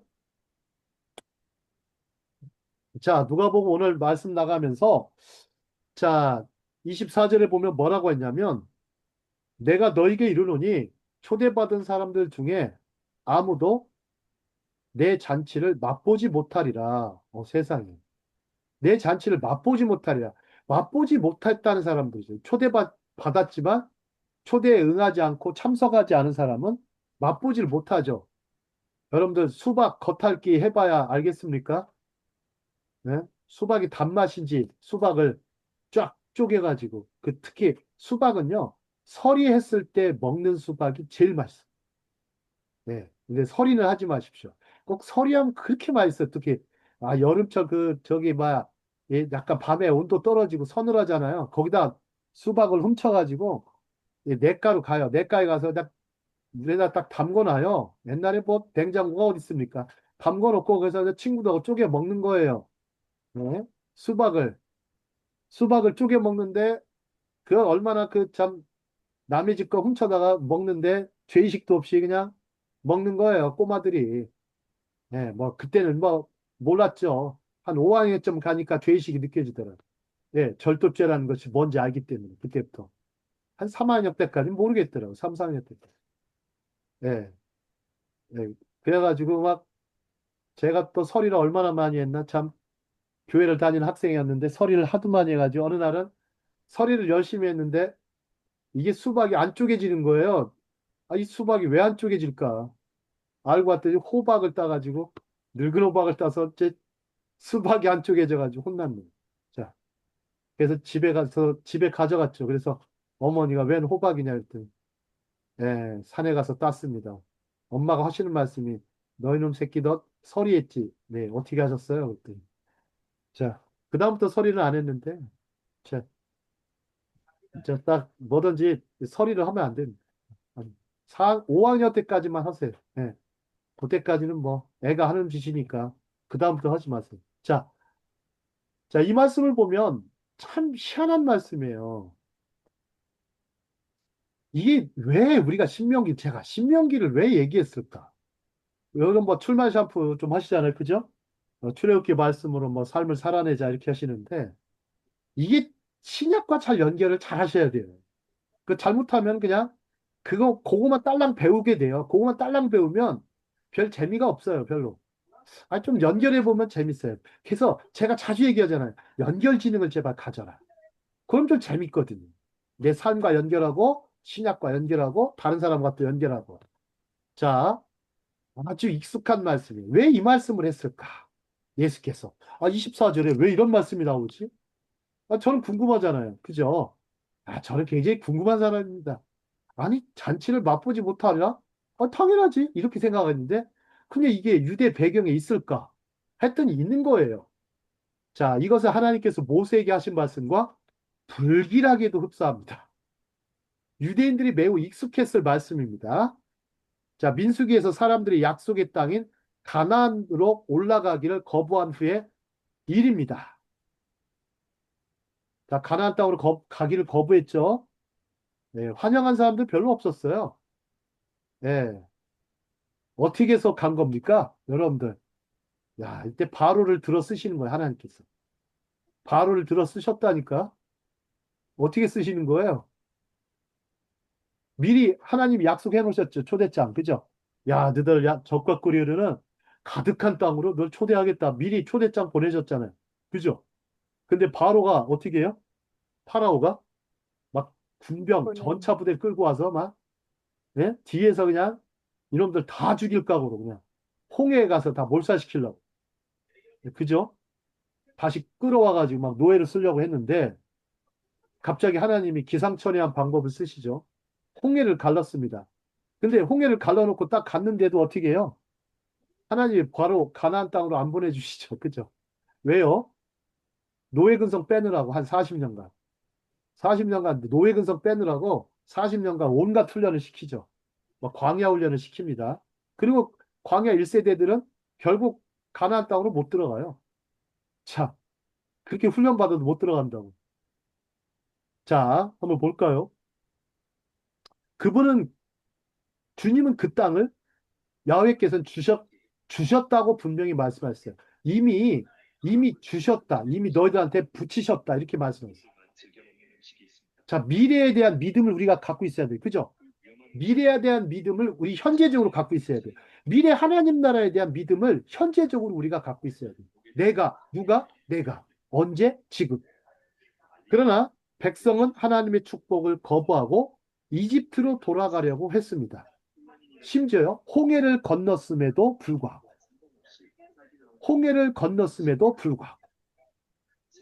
하나님 나라도 주시겠다고 하셨죠. 그러나 도리어 세상 속으로 돌아가려고 했죠.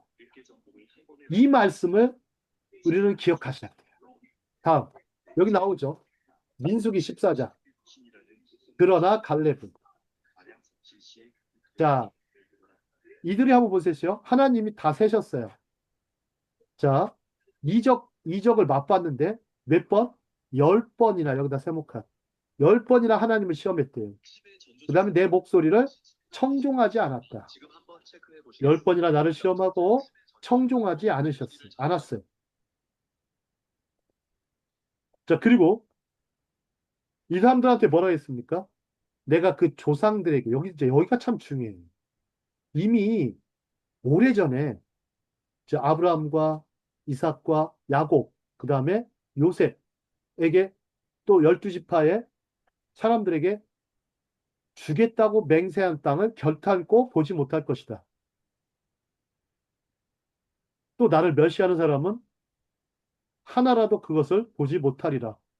여기서 동그라미 치세요. 멸시하는 사람이. 여러분, 하나님을 누가 멸시하니? 네. 하나님을 멸시한다. 뭐예요? 하나님을 시험한다. 하나님이 이렇게 초대장을 보내면 모욕하는 거죠. 하나님 모욕하는 거죠. 여러분들 그러면 무슨 죄가 큰 거예요? 우리는 모욕죄가 커요. 우리가 성경을 자세히 읽어보세요. 하나님 모욕죄, 신성모독이라고 그러죠. 신성모독이라는 단어가 있는데 그런 것보다 좀 말이 어려우니까 모욕하는 걸 자꾸 멸시하고.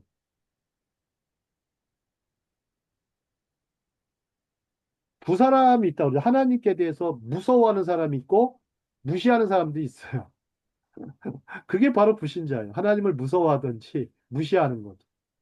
그렇습니다. 네. 자, 24절 볼까요?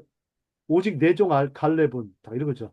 내 종 갈렙은 나를 온전히 쫓았은즉 그들과 달라서 우리는요 그들과 달라야 됩니다.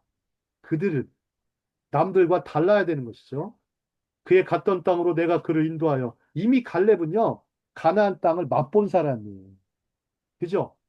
그 친구 여호수아랑 같이 어떻게 해요? 어깨에다 뭐 메고 옵니까? 어깨에다가 달래와 거기 과일 그렇죠. 뭐 나는 거. 포도하고 아주 그런 막 어마어마한 포도를 그냥 어깨에 메고 오죠. 예? 여기서 말하는 게 젖과 꿀이라는 게 아마 꿀도 가져왔을 겁니다. 꿀도 가져왔을 거예요. 여기서 젖이 뭔지 아세요? 포도예요, 포도. 포도주일 수 있어요. 백포도주 아시죠? 하얀색이잖아요. 혹은 무화과나무라고 하는 사람도 있어요. 예? 그 당시 우유가 어디 있어요? 그 나라에. 여기서 젖이라는 단어가 쓸 때는 하얀색 포도주일 수도 있고 또 하얀색 무화과에서 뭐 하얀 액체가 우유 같잖아요. 그죠? 그랬을 거라는 거죠. 아마 무화과도 땄을 수도 있어요. 그래서 이미 이제 갈렙과 여호수아는 예, 맛본 사람이에요. 가나안 땅을 맛봤어요. 그래서 그 자손이 그 땅을 차지하리라. 자, 그 자손에게 그 땅을 차지할 수 있도록 주셨죠. 갈렙은 유다 지파도 아니에요. 갈렙은 어디 사람인지 아세요? 여분네의 아들 갈렙. 갈렙은요, 에서의 후손이에요. 놀랍게도. 에서의 후손입니다. 야곱의 형인 에서의 후손인데, 나중에 유대와 즉 가나안 있죠. 들어오면서 유대민들과 함께합니다. 그래서 이 갈렙이라는 사람은요, 유대 지파와 유다 지파와 함께하면서 복을 받은 거예요. 아시겠죠? 일종의 개종자예요, 개종자. 처음부터 유다 지파가 아니에요. 아시겠죠? 에서 지파, 에서의 후손이 에서의 후손. 에서 집안이. 여러분, 이게 은혜인 거예요. 그러니까, 은혜니까 온전히 그를 따라서 그 땅을 차지할 수 있는 사람이 됐던 것입니다. 자, 성경에 몰랐던 사실이었죠. 그죠? 자, 다음 장. 이 종들의 분노와 이제 보고와 분노하는 주인. 이제 이제 종들이 보고합니다. 보고하니까 어떻게 되겠습니까? 집주인이 굉장히 실망하죠. 그래서 뭐라고 합니까? 내 잔치에 초대한 사람들이 너무 불편해서 오지 못했다는 소식을 듣고 죄송합니다라고. 아마도 잔치를 연기해서 그들이 잔치에 참석할 수 있는 다른 시간에 예약하겠습니다. 하지 않았어요. 여러분들 보세요. 안 왔다고 해서 잔치 연기하시죠? 이렇게 안 했다면. 다음 주에 할게. 그게 아니에요. 예. 변명하는 사람은 어떻게 합니까? 끝까지 변명하죠. 그죠? 끝까지 변명합니다. 자, 그게 아니라 그는 그렇게 말씀하지 않았습니다. 자, 뭐라고 얘기했을까요? 자, 보시죠. 가난한 사람들과 소외된 사람들. 자, 가난한 사람들과 소외된 사람들. 자, 우리는 가난하거나 소외된 사람들은 아니죠. 그죠? 자, 우리보다 비참한 사람을 가리키죠. 저희들보다 조금은 사회적으로 혹은 신분적으로 이렇게 신체적으로 또 비참한 사람들을 가리켜요. 사회적, 신분적 혹은 신체적으로 비참하고 억눌린 사람들이죠. 우리 예수께서 말씀하셨습니다. 자, 이 부분 우리 최유미 아나운서 읽어주실까요? 집주인이. 집주인이 화가 나서 종에게 이르되 빨리 나가서 거리로 나가라. 가난한 자, 절름발이, 불구자, 눈먼 자, 암하레츠, 땅의 백성, 굶주린 자를 찾아서 내 식탁으로 데려오너라. 종이 말했다. 그것은 이미 이루어졌고 연회장에 여전히 자리가 있습니다. 그러자 주인이 대답했다. 그러면 큰 길과 골목길로 나가라. 성 밖으로 나가라. 낯선 사람들에게 가라. 여기 암하 아레츠가요. 그 땅의 백성이란 뜻이에요. 암이 백성, 아레츠가요. 땅의 땅. 이스라엘 백성을 초대하라. 백성들. 암하 아레츠. 굶주린 자를 찾아 식탁으로 데려오너라. 이렇게 이제 본문에는 이렇게 좀 이렇게 번역이 되어 있습니다. 자, 다음. 길과 울타리. 그 자리가 그래도 남았어요. 저 얼마나 큰 잔치를 했길래. 길과 울타리로 나가서 그들을 강권하여 내 집을 가득 채워라 그랬어요. 자, 그들도 초대를 받은 사람이죠. 처음 초대는 못 받았지만 두 번째 초대 대상도 아니었지만 전혀 초대받을 자격이 없는 사람들을 주인의 종들은 초대한 것입니다. 자격이 없는 사람들, 무자격자들을 초대한 것입니다. 무조건적으로 초대한 것입니다. 조건이 없었어요. 물론 조건이 있었겠네요. 초대받지 못한 손님. 이게 조건이었던 것 같아요. 이 초대에 저들의 반응은 달랐죠. 환영하고 감사하고 기뻐하였습니다. 여기서 길을 한번 볼까요? 길. 길과 울타리와 이쪽이 이게 좀 말이 어려워요. 길은 한때 여기 보십시오. 주님을 알았지만 삶의 고난 때문에 낙담하고 주님을 불신하며 목적 없이 헤매는 사람들이에요. 영적으로 해석을 할게요. 주님을 알았던 사람들이 있을 거예요. 근데 길을 떠난 사람이 길과 왜 예수님 길을 얘기했을까? 자, 울타리 볼까요? 남은 삶에 대한 목적이 없고 중요하다고 생각하는 사람들을 돌아다니며 자비를 구걸하는 사람들을 말한다. 자, 여기 의미가 그렇게 됩니다. 길과 울타리. 자, 유대적 배경을 얘기하는 거예요. 유대적 배경에는 길과 울타리. 자, 자비를 구걸하는 사람들. 자, 이런 사람들에게 은혜가 임하였습니다. 자, 보십시오. 이 종이 왔어요. 예루살렘에 보면 아마 여기가 예루살렘의 성 안을 보시면 이렇게 돼 있어요. 사실상. 그러니까 여기 보면 뭐 저는 자, 가난한 자, 눈먼 자, 상한 자들이 모여 있죠. 이런 사람들은 미리 이제 가고 있는 거 계속.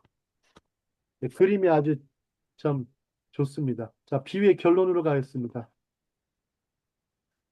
자, 주님이 주신 비유의 결론은요. 주님께서 모든 종들을 보내요. 모든 손님을 그분의 왕국에 초대하셨을 때 초대를 무시한 손님들은 밖에 머물러 있고 세상에서 중요하지 않은 사람들을 위해 자리를 마련한 것이지만 주님은 초대를 무시한 사람들을 대신하여 초대하실 것이고 그렇게 하셨을 때 초대를 무시한 사람들은 회개할 기회가 없을 것이다. 자, 여기서 내인과 외인을 구분하시고 구별하시는 주님이시다. 랍비 예슈아의 비유는 모든 나 자신의 보세요. 모두 보세요. 모두요. 모두. 여기다 동그라미. 나 자신의 구원의 초점. 여기 나가 어떤 사람일 수 있어요. 여러분들. 가난한 사람도 있을 수 있고 혹시 눈먼 분도 있을 수 있고 다리가 안 좋은 분도 있을 것이고 암 환자도 있으실 수도 있어요. 그죠? 아니면 그냥 신체 건강한 사람일 수도 있고 아니면 어디 가서 허름한 노동자일 수도 있고 노숙자일 수도 있고 참 나 자신의 구원의 초점을 맞추고 계시며 그리스도 안에 있는 속한 영혼이 되어야 한다는 강력한 메시지와 언어 명령이라고 그래요. 언명이 들어있다. 예수님의 명령이 언어 명령. 자, 들어있습니다. 자, 그러면 제가 한번 주석가 이 다렐 법도 유명한 분인데요. 자, 원래 초대받은 자들은 이스라엘을 상징하죠. 그죠? 이스라엘 상징합니다. 자, 비록 원래 초대받은 자로서 그 나라가 응답되지 않더라도 왕국이 도래할 때가 왔고 그 축복에 대한 최초의 축하 행사가 진행될 것입니다. 이전의 축하 행사에서 제외되었다고 생각했던 다른 사람들도 초대를 받을 것입니다. 이 사람들은 이스라엘의 궁핍한 사람들의 경계를 넘어 하나님의 축복이 퍼져나가는 것을 상징합니다. 그렇죠. 하나님 나라의 성질. 여러분들 지난번에 겨자씨와 누룩의 비유를 강의했을 때 하나님의 나라의 성질은 크고 커지고 퍼지고 깊어지는 것이죠. 이렇게 세 가지 확장성이라고 하죠. 혹은 확대되어지는 것입니다. 네. 자, 이스라엘 여러분들 이사야 49장 6절 아까 읽었던 말씀인데요. 이스라엘은 줄을 서서 기다리는 첫 번째 사람이긴 하지만 선민이기 때문에 먼저 우선순위는 이스라엘 사람들한테 먼저 제시가 됐어요. 그죠? 초대장은 제일 먼저 이 사람들한테 주어졌습니다. 왜? 특권이고 우선순위였어요. 프라이어리티를 먼저 줬다고. 프리빌리지를 먼저 준 거예요. 아시겠죠? 그러나 지금 당장 식탁에 앉을 기회를 놓치고 있습니다. 첫 번째 사람이 실제로 마지막이 되었습니다. 교회에선 재밌는 얘기를 해요. 먼저 된 자 나중되고 나중된 자 먼저 돼. 그 얘기가 아니거든요. 원래 그 뜻이. 그 뜻이 아닌데 막 쓰죠. 네. 좀 교회도 좀 이 품격을 높일 필요가 있어요. 말씀에 대한 개념을 좀 높일 필요가 있어요. 다른 주석가들 보죠. 여기서도 마찬가지예요. 자, 그러나 여기서 한번 볼까요? 그러나 여러분들 어쨌든 이 비유는 모든 사람이 대연회에 초대되었으며 초대를 수락한 사람만이 연회에 참석할 수 있다는 것을 분명히 보여주는 것입니다. 자, 여기서부터 우리 최유미 아나운서 읽어줄까요?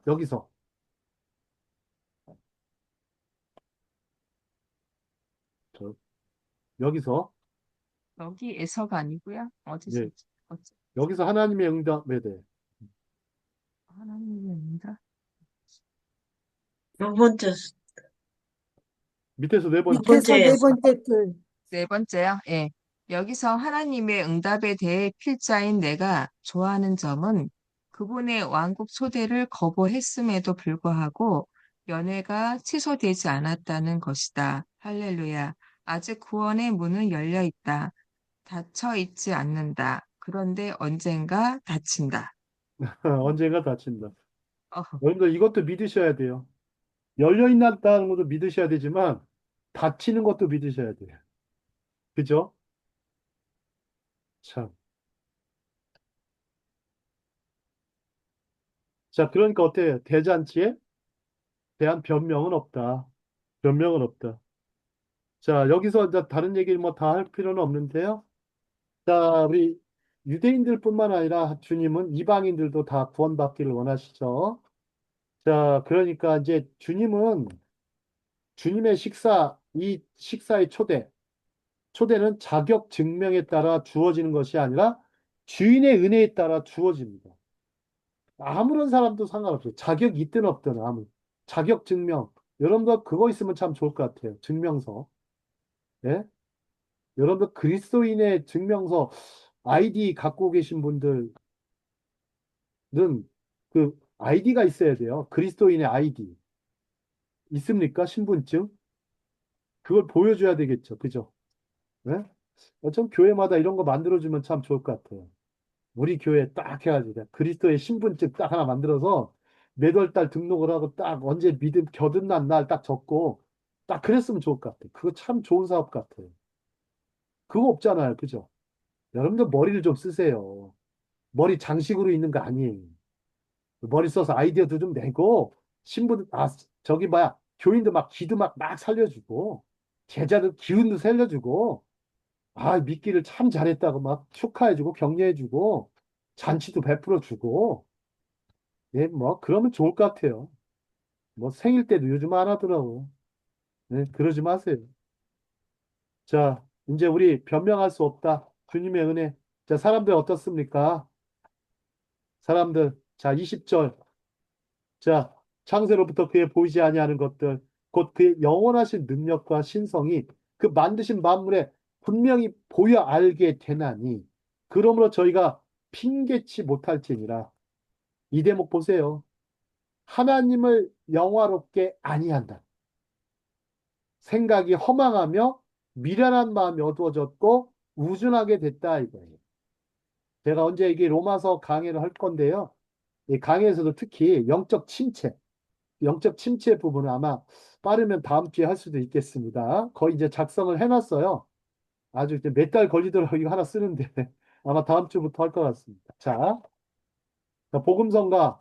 이거 아시죠? 죄송해요. 죄송해요. 죄송해요. 죄송해요. 정말 잔치에 갈 수 없어. 장가 가야 하고, 소도 사야 하고. 이거 아시죠? 뭐 재밌어요. 이거 노래가 재밌어가지고 아이들이요. 주일학교 가면 꼭 이 노래 부르는 애들이 있어요. 그러면 참 제가 자주 틀어주는 곡 중에 하나입니다. 같이 불러볼까 하면 이제 애들이 참 좋아해요. 자, 2절도 있죠. 2절. 여기 또 2절도 중요해요. 눈먼 사람 절름발이 가릴 것 없이 모두 불러 이 자리를 가득 채워라. 또 갈 수 없어, 갈 수 없어. 이렇게 죄송해요. 세 번째 뭐라 그래요? 자, 뭐라고 썼어요? 이 얘기 모두가 우리 위에 쓰여졌구나. 주님께서 영광스러운 잔치 베풀고 내게 오라 명령할 때 주저앉으면 너도 나도 밀려나고 후회하리라. 뭐라고 썼어요? 가겠어요. 가겠어요. 정말 잔치에 가겠어요.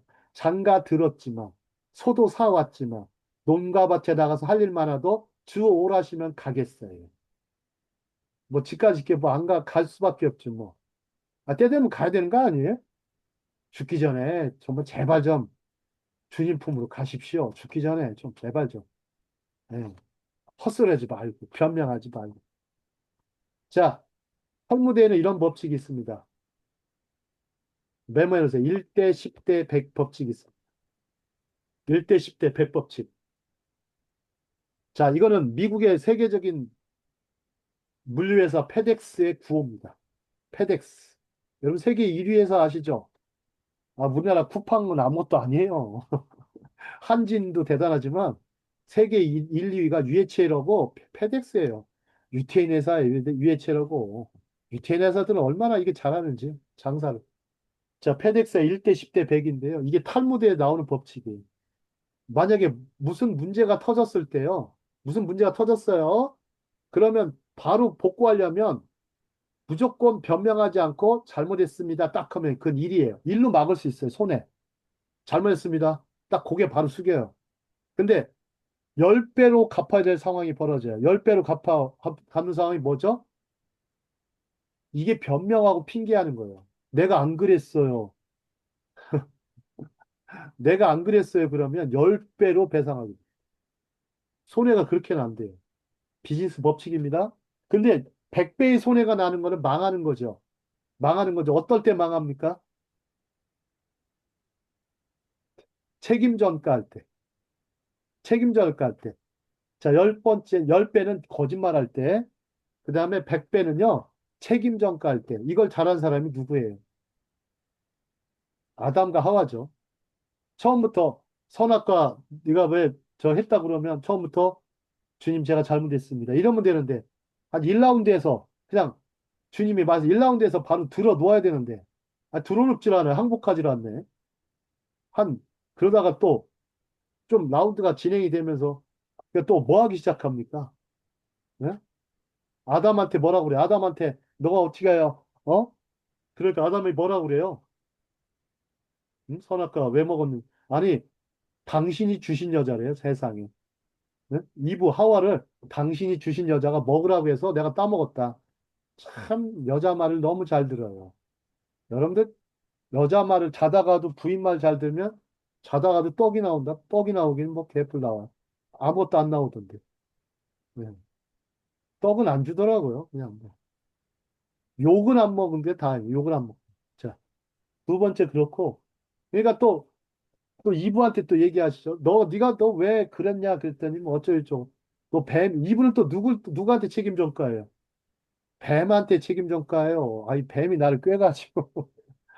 야, 뭐 뱀은 뭐 할 말 있습니까 없습니까? 말도 못하는 뱀이. 말을 했나 봐요 그 당시. 사탄이 뭐 뱀한테 들어가가지고. 그러니까 하나님이 그때 뭐 하세요? 남자에게는 노동하는 수고, 네가 땀을 흘려야 한다. 여자는 해산의 수고를 줍니다. 뱀은 종신토록 땅에 기며 흙을 먹게 하죠. 자, 근데 주님은 그런 상황에서도 이렇게 우리가 정말 잘못했습니다라고 회개하지 않아도 또 물론 뉘치지 않고 변명하고 죄를 범했을지라도 끝까지 구원의 문을 열어놓으시죠. 그리하여 가죽옷을 입히십니다. 짐승을 해서 가죽옷을 입히시고 시간과 기회를 주시죠. 그죠? 그러면서 주님이 이 모든 게 뭐예요? 우리의 행위를 따라 심판하지 아니하신다는 거죠. 우리 행위를 따라 심판하지 아니하시고 또 우리가 아무것도 행하지 않았어도 경건하지 않은 자를 의롭다 하시는 주님의 피의 공로, 십자가의 공로, 주님의 은혜 때문인 줄을 우리가 기억해야 되겠습니다. 자, 오늘 강의는 여기까지 하도록 하겠습니다.